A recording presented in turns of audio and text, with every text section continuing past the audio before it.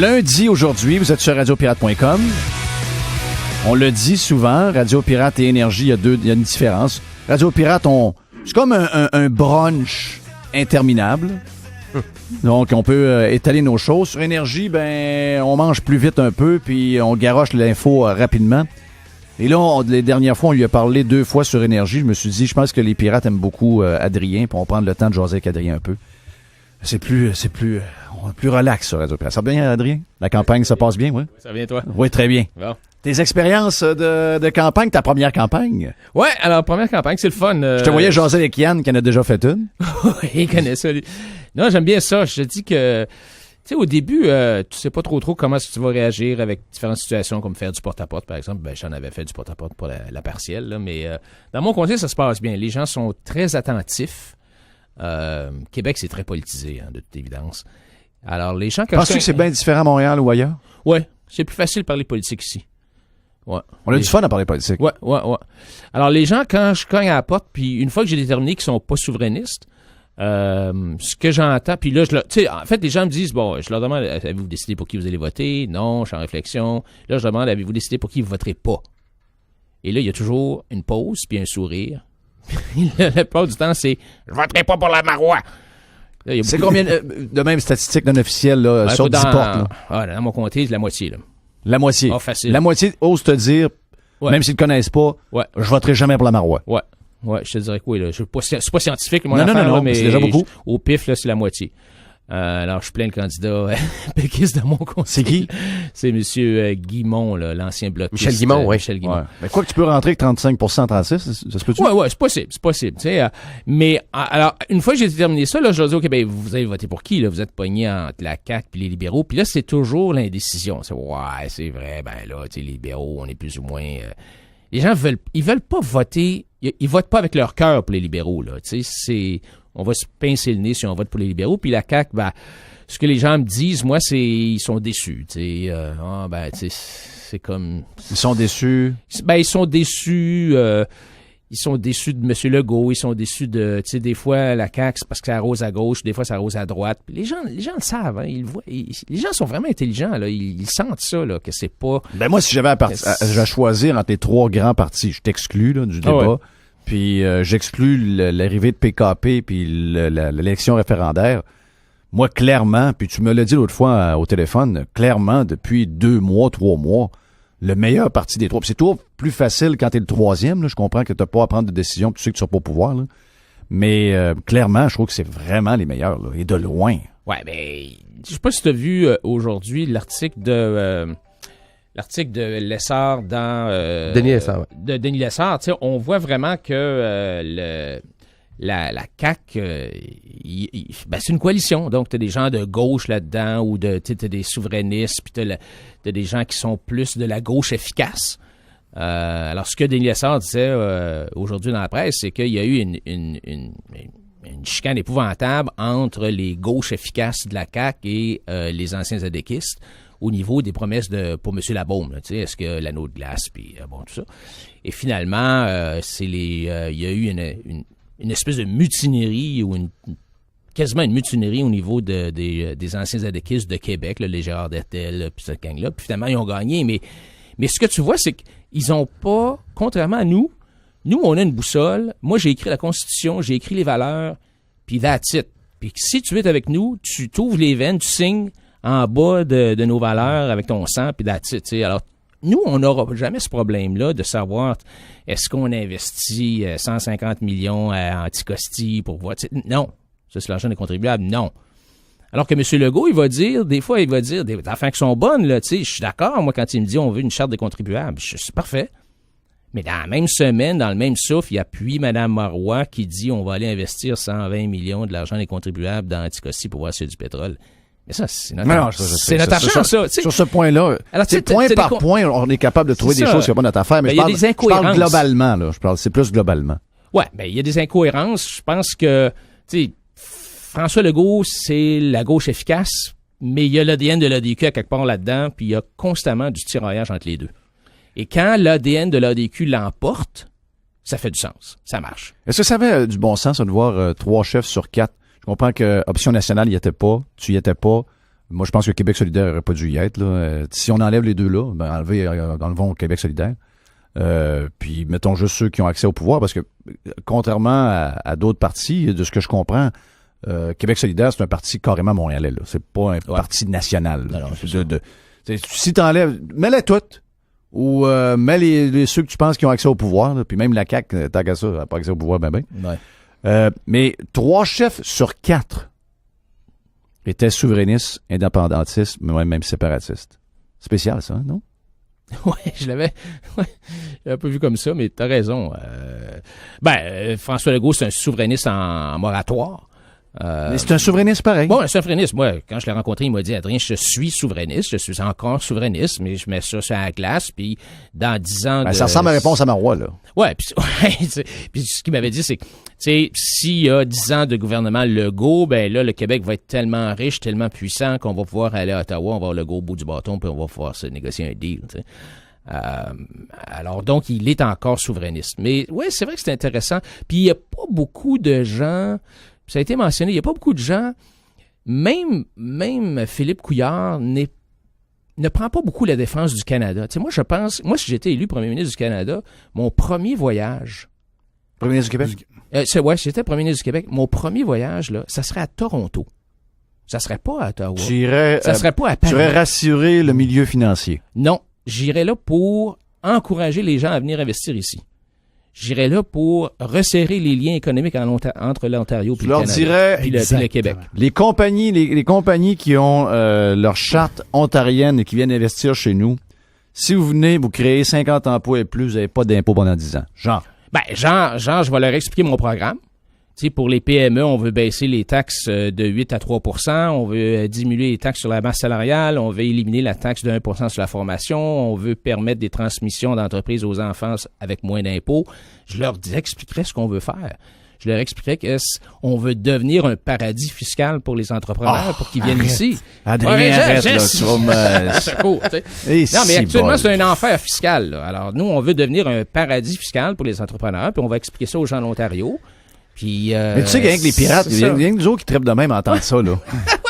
C'est vrai de dire ça, les bons, hein? Quoi, ils parlent? Mais là, t'es ça, dire, Adrien. Non, mais c'est parce qu'il faut, il faut que les pirates comprennent, mais il faut expliquer aux gens qu'une entreprise, là, ce n'est qu'un nœud de contrat. Une entreprise, ça n'existe pas. Là. Mais non, il n'y a pas de sang là-dedans. Là. C'est ça. Ce n'est qu'un nœud de contrat où tu as des gens qui fournissent du capital, qui fournissent de la main-d'œuvre, qui fournissent du matériel, puis de l'argent. Alors, tu mets tout ça ensemble, puis ça sort en un produit ou un service. Donc, c'est rien qu'un tuyau. Et si tu mets des coûts, plus tu mets des coûts dans ce tuyau-là, des coûts d'impôts, de taxes à masse salariale, de ci, de ça, il faut que ça sorte à quelque part. Alors, au bedon, ça augmente le prix du produit. Oui. Au bedon, ça baisse le salaire de l'employé. Au bedon, ça baisse ce que tu es capable de payer à tes fournisseurs. Au bedon, ça baisse la rémunération que tu donnes à ceux qui te prêtent de l'argent, donc les dividendes. Une compagnie, ça paye pas d'impôts. Non. Ça n'en paye pas. Alors, donc, quand on Mais si elle crée 50 000 jobs, mettons, c'est une grosse compagnie, elle crée 50 000 jobs, les 50 000, eux, vont payer, là. On va se rattraper. Ouais. Puis d'ailleurs, nous, vois-tu, on a sorti ce matin avec un communiqué de presse, on a annoncé... Je veux l'annoncer. Ah, tu vas l'annoncer? Ouais, OK, vas-y. trop bon. Donc, le Parti québécois affirme qu'il va créer 172 000 jobs. Le Parti libéral réplique, nous, on va en créer 250 000 jobs. Je vous regarde, M. Pouliot, le chef du Parti conservateur du Québec. J'espère que vous allez nous annoncer que vous allez créer 350 000 jobs. On veut des jobs au Québec. Votre réponse? Je m'engage comme chef du Parti conservateur du Québec. Si je suis élu premier ministre, je m'engage à créer 0 job. 0.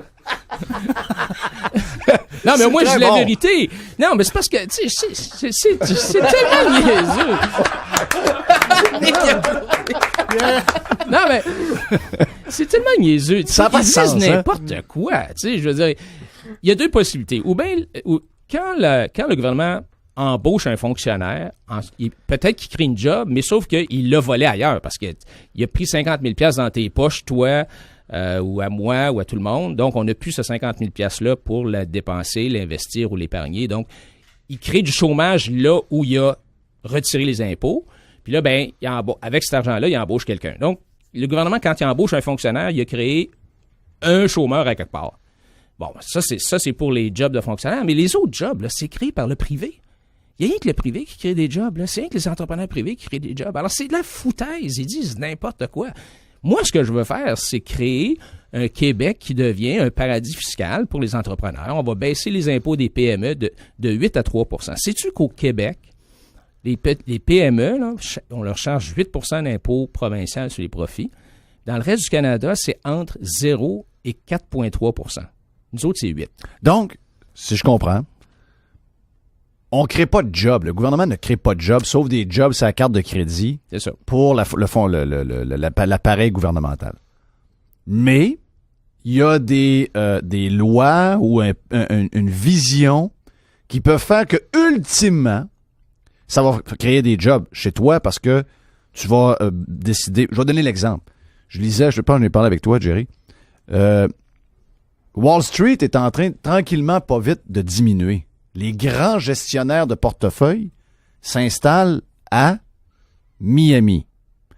Donc, des gros bureaux qui partent de Wall Street avec 150, 200, 250 jobs qui s'installent dans des tours à Miami parce que, fiscalement, c'est plus attirant d'être là que d'être à New York, à Wall Street. Donc, juste par, justement, un programme fiscal quelconque, on peut se mettre à créer des jobs, c'est ça? Le rôle de l'État, là, c'est de créer l'environnement fiscal, réglementaire, qui encourage le capital à se déplacer vers nous. À se déplacer vers nous, un. Donc, tu veux qu'il se déplace. Donc, tu veux être accueillant pour ceux pour qu'ils se déplacent.